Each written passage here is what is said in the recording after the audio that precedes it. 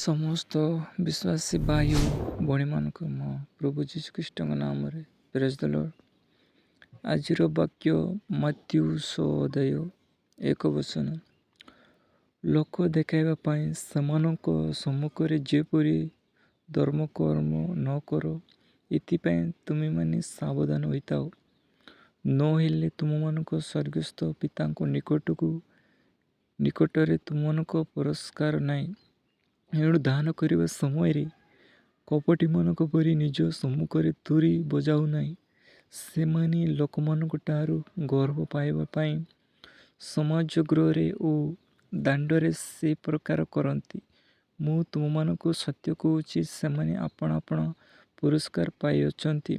କିନ୍ତୁ ତୁମେ ଦାନ କରିବା ସମୟରେ ତୁମର ଦକ୍ଷିଣହସ୍ତ କ'ଣ କରୁଅଛି, ତାହା ତୁମର ବାମ ହସ୍ତ ନ ଜାଣ, ଯେପରି ତୁମର ଦାନ ଗୋପନରେ ହେବ।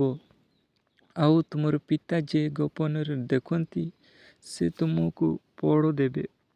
ପ୍ରାର୍ଥନା କରିବା ସମୟରେ କପଟୀମାନଙ୍କ ପରି ହୁଅ ନାହିଁ, କାରଣ ସେମାନେ ଲୋକ ଦେଖାଇବା ପାଇଁ ସମାଜଗୃହ ଓ ଛକ କୋଣରେ ଠିଆ ହୋଇ ପ୍ରାର୍ଥନା କରିବାକୁ ଭଲ ପାଆନ୍ତି। ମୁଁ ତୁମମାନଙ୍କୁ ସତ୍ୟ କହୁଛି, ସେମାନେ ଆପଣା ପୁରସ୍କାର ପାଇଅଛନ୍ତି। କିନ୍ତୁ ତୁମେ ପ୍ରାର୍ଥନା କରିବା ସମୟରେ ତୁମର ଗୁପ୍ତ କୋଠରୀରେ ପ୍ରବେଶ କର। ପୁଣି ତୁମ ଦ୍ୱାର ବନ୍ଦ କରି ଗୋପନରେ ଥିବା ତୁମ ପିତାଙ୍କ ସମ୍ମୁଖରେ ପ୍ରାର୍ଥନା କର। ଆଉ ତୁମର ପିତା ଯେ ଗୋପନରେ ଦେଖନ୍ତି, ସେ ତୁମକୁ ଫଳ ଦେବେ। ପୁଣି ପ୍ରାର୍ଥନା କରିବା ସମୟରେ ଅଣଜିହୁଦୀମାନଙ୍କ ପରି ଅନାବଶ୍ୟକ ପୁନରୁକ୍ତି କରନ୍ତୁ ନାହିଁ, କାରଣ ସେମାନେ ବହୁତ କଥା କହିବାରୁ ସେମାନଙ୍କ ପ୍ରାର୍ଥନା ଶୁଣାଯିବ ବୋଲି ମନେ କରନ୍ତି। ଏଣୁ ସେମାନଙ୍କ ପରି ହୁଅ ନାହିଁ, କାରଣ ତୁମମାନଙ୍କ କ'ଣ ପ୍ରୟୋଜନ ମାଗିବା ପୂର୍ବରୁ ତୁମମାନଙ୍କ ପିତା ଈଶ୍ୱର ତାହା ଜାଣନ୍ତି। ଅତଏବ ତୁମେମାନେ ଏହି ପ୍ରକାର ପ୍ରାର୍ଥନା କର: ହେ ଆମମାନଙ୍କ ସ୍ୱର୍ଗସ୍ଥ ପିତା, ତୁମ ନାମ ପବିତ୍ର ବୋଲି ମାନିଉ। ତୁମର ରାଜ୍ୟ ଆସୁ, ଯେପରି ସ୍ୱର୍ଗରେ ସେପରି ପୃଥିବୀରେ ତୁମ ଇଚ୍ଛା ସଫଳ ହେଉ। ଆଜି ଆମମାନଙ୍କୁ ପ୍ରয়োଜନ ଆହାର ଦିଅ। ଆମେମାନେ ଯେପରି ଆପଣା ଅପରାଧୀମାନଙ୍କୁ କ୍ଷମା କରିଅଛୁ, ସେପରି ଆମମାନଙ୍କ ଅପରାଧ ସବୁ କ୍ଷମା କର। ପରୀକ୍ଷାରେ ଆମମାନଙ୍କୁ ଆଣ ନାହିଁ, ମାତ୍ର ମନ୍ଦଠୁ ରକ୍ଷା କର।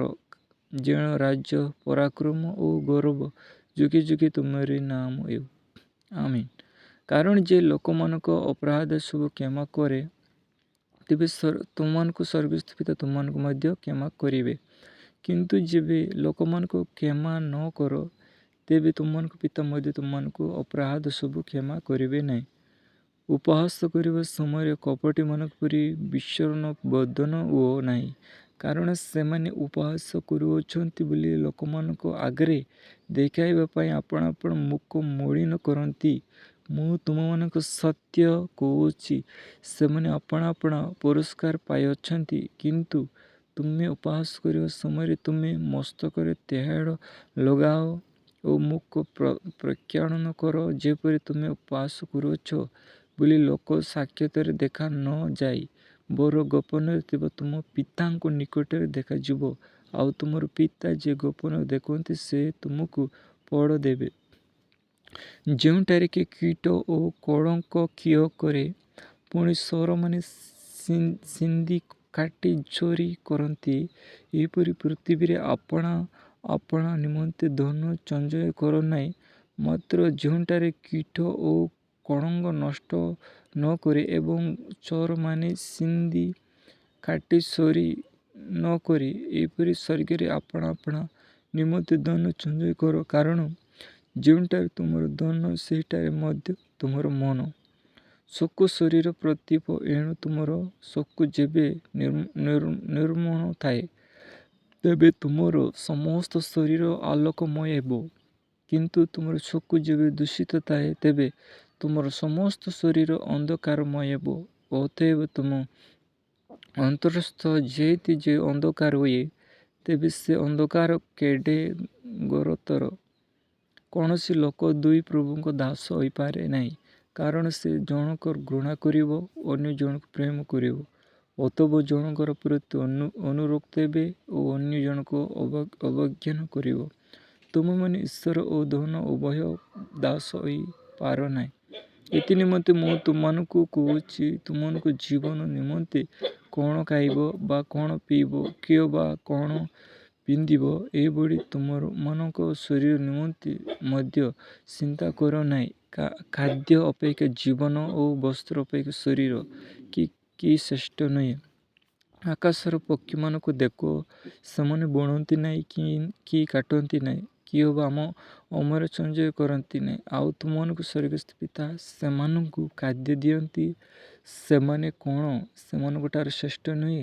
ପୁଣି ତୁମମାନଙ୍କ ମଧ୍ୟରେ କିଏ ଚିନ୍ତା କରି କରି ଆପଣ ଆୟୁଷର ଗୋଟିଏ ମୁହୂର୍ତ୍ତରେ ମଧ୍ୟ ବୃଦ୍ଧି କରିପାରେ? ଆଉ ବସ୍ତ୍ର ନିମନ୍ତେ କାହିଁକି ଚିନ୍ତା କରୁଅଛ? କ୍ଷେତ୍ରର ପୁଷ୍ପଗୁଡ଼ିକ ବିଷୟରେ ଭାବି ଶିକ୍ଷା ଗ୍ରହଣ କର। ସେଗୁଡ଼ିକ କିପରି ବଢ଼ନ୍ତି, ସେ ସବୁ ପରିଶ୍ରମ କରନ୍ତି ନାହିଁ କିମ୍ବା ସୂତା କାଟନ୍ତି ନାହିଁ। ତଥାପି ମୁଁ ତୁମମାନଙ୍କୁ କହୁଛି, ସଲୋମନ ସୁଦ୍ଧା ଆପଣଙ୍କ ସମସ୍ତ ଐଶ୍ୱର୍ଯ୍ୟରେ ଏଗୁଡ଼ିକ ମଧ୍ୟରେ ଗୋଟିଏ ପରି ବିଭୂଷିତ ନ ଥିଲେ। କିନ୍ତୁ କ୍ଷେତ୍ରରେ ଯେ ଘାସ ଆଜି ଅଛି ଆଉ କାଲି ଚୁଲିରେ ପକାଯାଏ, ତାହାକୁ ଯେବେ ଈଶ୍ୱର ଏହି ପ୍ରକାର ବେଶ ଦିଅନ୍ତି, ତେବେ ଏ ଅଳ୍ପ ବିଶ୍ୱାସୀମାନେ ସେ ତୁମମାନଙ୍କୁ କି ଅଧିକ ନିଶ୍ଚିତ ରୂପେ ବସ୍ତ୍ର ନ ଦେବେ? ଏଣୁ କ'ଣ ଖାଇବ ଅବା କ'ଣ ପିଇବା କିମ୍ବା କ'ଣ ପିନ୍ଧିବା, ଏହି କହି ଚିନ୍ତିତ ହୁଅ ନାହିଁ। କାରଣ ଅଯୁଦୀମାନେ ଏହିସବୁ ବିଷୟ ଖୋଜି ବୁଲନ୍ତି। ଆଉ ଏହି ସମସ୍ତ ବିଷୟ ଯେ ତୁମମାନଙ୍କୁ ଆବଶ୍ୟକ, ତାହା ତୁମମାନଙ୍କ ସ୍ୱର୍ଗସ୍ଥ ପିତା ଜାଣନ୍ତି।